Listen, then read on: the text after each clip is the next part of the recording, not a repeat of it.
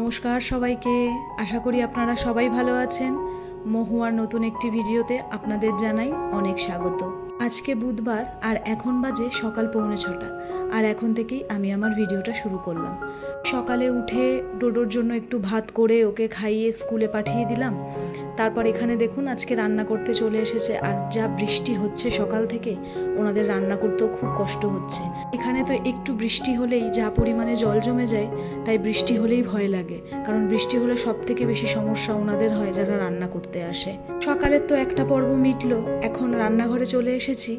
কালকের মাজা বাসনগুলো এগুলো গুছিয়ে রেখে রান্নাঘরটা একটু খালি করব, নইলে এই কাজটা যদি আগে না করি না তাহলে রান্নাঘরটা একদম মনে হয় গ্যাঞ্জাম হয়ে রয়েছে। তারপর একটু চা বসিয়ে দিলাম। আজকে একটু সকাল সকালে চাটা বসালাম, যেহেতু বাইরে ওনারা কাজ করতে এসেছে, আর যেদিনকে ওনারা কাজ করতে আসে সেদিনকে চাটা একটু আগেই বসাই, কারণ ওনাদেরকেও একটু চা দিতে হয়, তো সেই জন্য।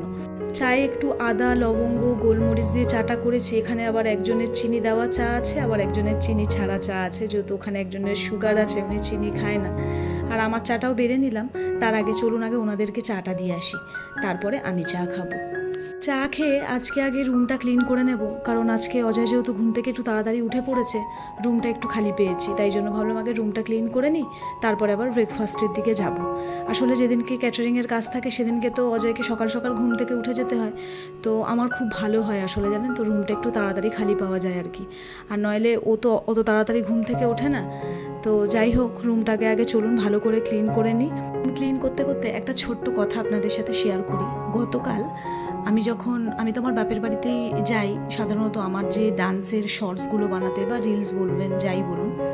তো ওখানে আমার একজন আমার থেকে অনেক সিনিয়র গুরুজন, আমার একজন সাবস্ক্রাইবার আছে, যিনি আমার প্রত্যেকটা ভিডিও দেখেন, আমার ভ্লগ, আমার ডান্সের ভিডিও সব কিছুই দেখেন উনি।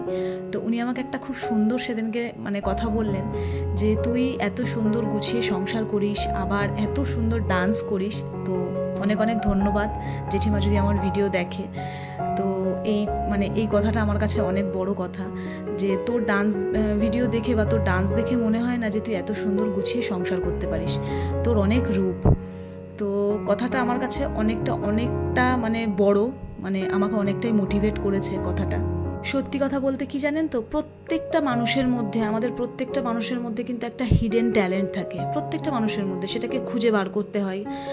কেউ ডান্স জানে, কেউ গান জানে, কেউ আঁকা জানে, এরকম প্রত্যেকটা মানুষের মধ্যে একটা করে হিডেন ট্যালেন্ট থাকে। তবে হ্যাঁ, আমি জানি না এটা আমার ট্যালেন্ট নাকি, তবে আমি ডান্স করতে ভীষণ ভালোবাসি। আমি ছোট থেকেই ডান্স করি, ছোটোবেলা থেকে আমি ডান্স করতে ভালোবাসি।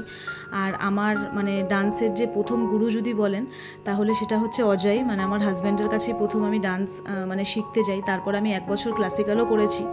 দেখবেন আমাদের চারপাশে এরকমও কিছু মানুষ থাকে যারা আপনাকে প্রচণ্ড মোটিভেট করবে, আপনার মধ্যে পজিটিভিটি ছড়িয়ে দেবে। তো দেখবেন সেই জন্য আপনার কাজ করতে আরও বেশি ইচ্ছে করবে, আরও ভালো লাগবে কাজ করতে।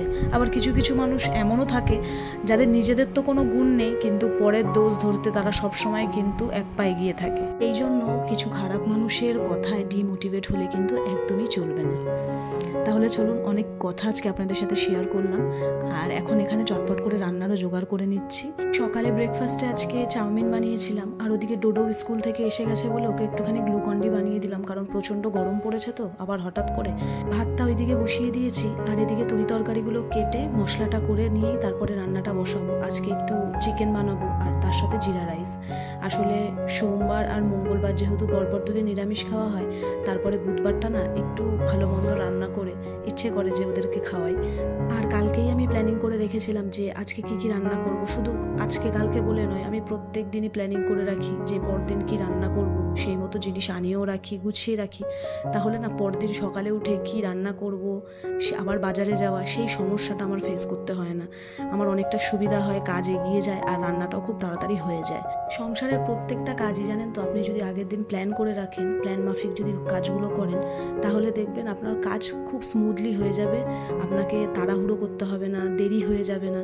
আগে আমি এই জিনিসটা একদমই বুঝতাম না। যত দিন দিন বয়স হচ্ছে, আস্তে আস্তে অভিজ্ঞতাও বাড়ছে, অনেক কিছু অভিজ্ঞতা অর্জন করেছি যে কোন কাজটা কিভাবে করলে তাড়াতাড়ি হয়, কোন কাজটা কিভাবে করলে গুছিয়ে করা যায়। তো সেই জন্য প্রত্যেকটা কাজ আমি মনে করি প্ল্যান মাফিক করলে পরে আমাদেরই সুবিধা হয়। তাহলে এখানে তো আমার চিকেনটা রান্না হয়ে গেছে, ওপর থেকে একটু কাসুরি মেথি ছড়িয়ে দিলাম, আর জিরা রাইসটাও হয়ে গেছে। রাইসটা তো আগেই বানিয়ে নিয়েছিলাম, এখন জাস্ট ঘিয়ে একটু জিরে ফোড়ন দিয়ে রাইসটাকে মিশিয়ে নিচ্ছি। আমি এই ফার্স্ট টাইম জিরা রাইস বানালাম। আর আমার এখন জানেন তো নতুন কোনো রান্না ট্রাই করতে অসুবিধা হয় না। যারা এখানে আমাদের ঠাকুররা রান্না করতে আসে ওদের থেকে আমি রেসিপি জেনে নিই। এখন আমার পক্ষে এটা অনেকটাই হেল্পফুল হয়েছে আর কি। তো প্রচণ্ড মেঘ করেছে, তাই আলুগুলো তো ধুয়ে বাইরে দিয়েছিলাম, ওগুলো তুলে নিলাম। আর অজয় বাজার থেকে এই পাকা পাকা কাঁচা লঙ্কাগুলো এনেছে, আমি আনতে বলেছিলাম। আসলে সবুজ কাঁচা লঙ্কা দিয়ে শুধু রান্না করলে না রান্নাটা ভীষণ ফ্যাকাশে লাগে। আর আমি তো সবসময় কাশ্মীরি লঙ্কার গুঁড়ো বলুন বা এমনি লঙ্কার গুঁড়ো ব্যবহার করি না। এটা আমার শাশুড়ির থেকে আমি শিখেছি, কাঁচা পাকা লঙ্কা মিশিয়ে রান্না করলে না রান্নার কালারটা খুব ভালো আসে।